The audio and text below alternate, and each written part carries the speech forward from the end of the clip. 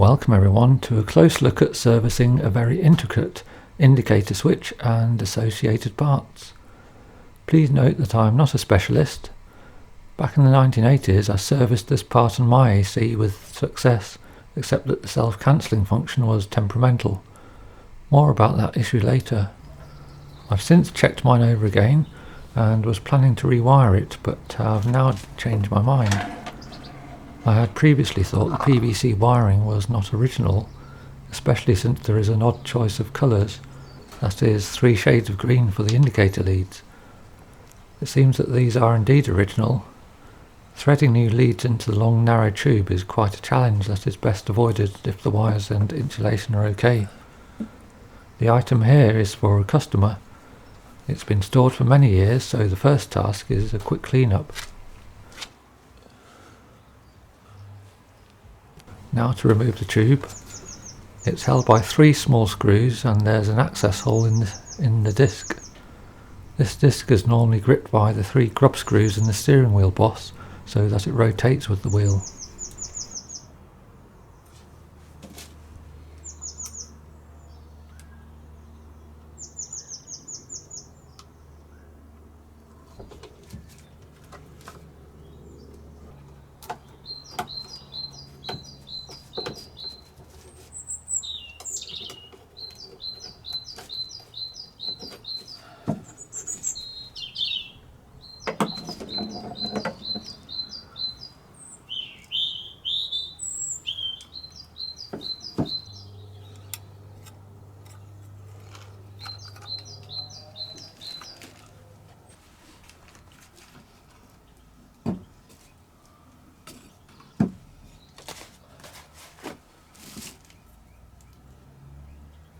I then lifted off the internal cam and cleaned it.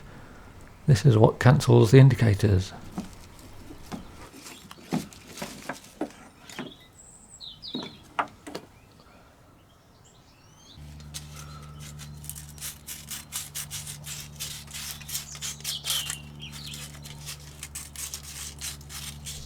Some more cleaning.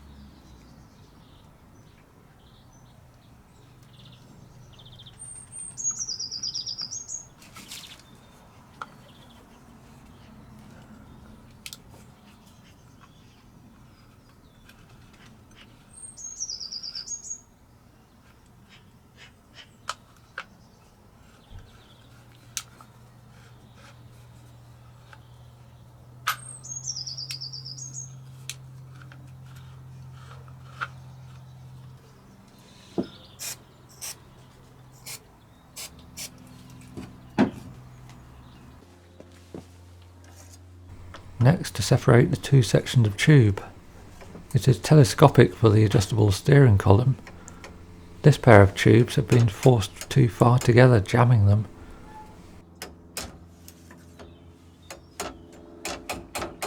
The inside diameter of the larger tube is 3/8 of an inch, so I took a spare cylinder head stud and tapped it through.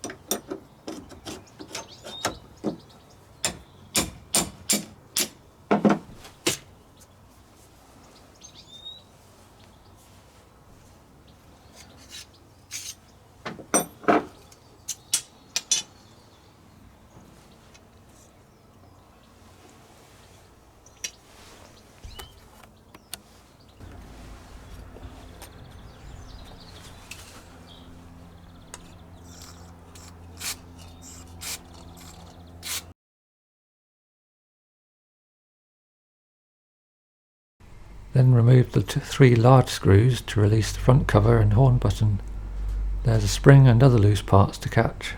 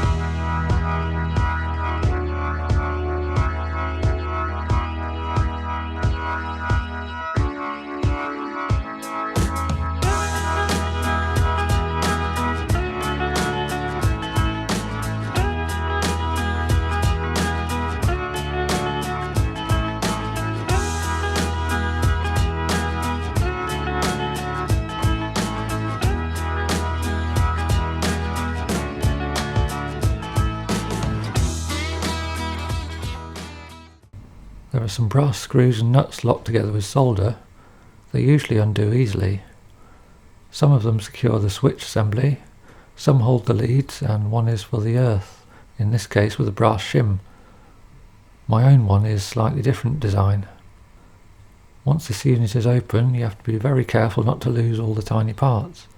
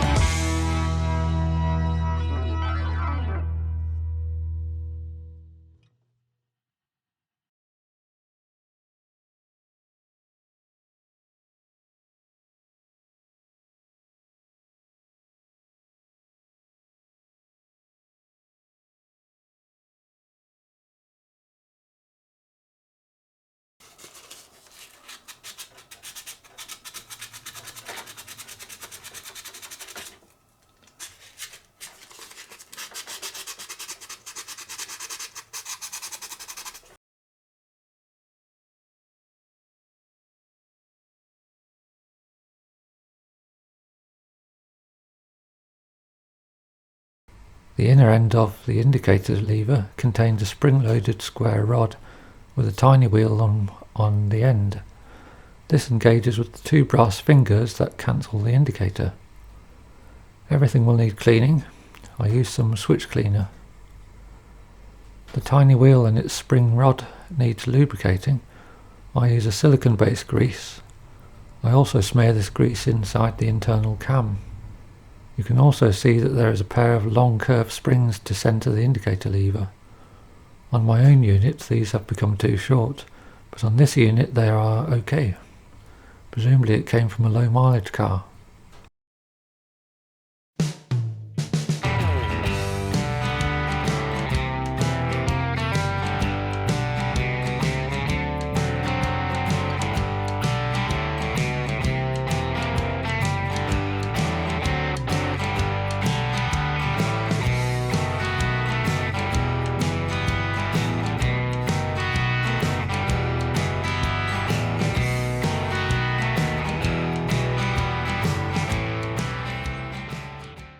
Now to rewire, I'm using the colour codes as shown in the schematic, which means green for the power supply to the indicator switch, green was red for the left indicator, and green was white for the right hand indicator.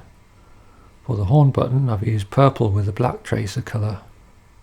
I soldered the old connectors on. They are special eyelets with locating tabs. I used some dielectric grease on the terminals.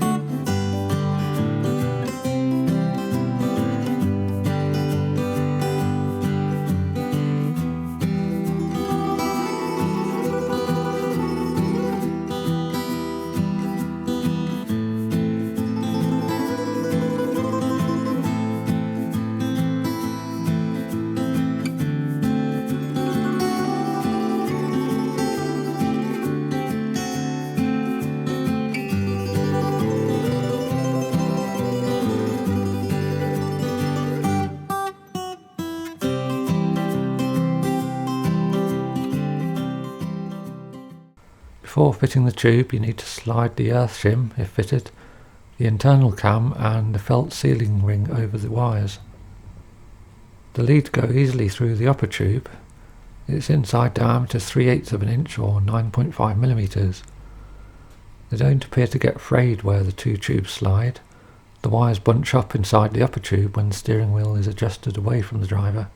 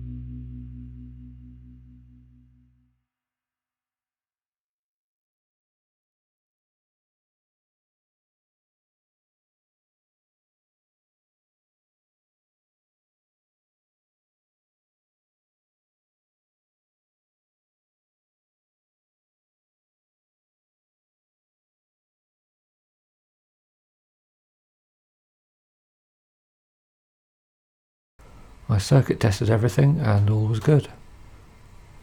As mentioned earlier, the self-cancelling gave trouble. After 3 attempts to assemble the unit, the right-hand cancel worked, but the left-hand didn't. With the internal cam removed, you can push the cancelling brass finger in, and both worked okay. So I'm wondering if the cam is worn, or the brass fingers are worn. On my AC, it freed up in use.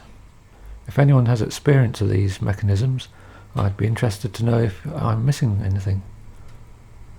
The customer unit had to be dispatched before this video is published, so here is my own one. For the wiring, I'll fit an outer sleeve over the exposed wires. Pullback Vintage Supplies sell a nice PVC sleeve with a texture to resemble the cotton braid. To get the wires through the very long thin tube, the lower tube, I threaded 3 of the wires through first. Then as soon as they started to poke out the end, I attached the 4th wire to one of the others with insulation tape, and then it pulled through.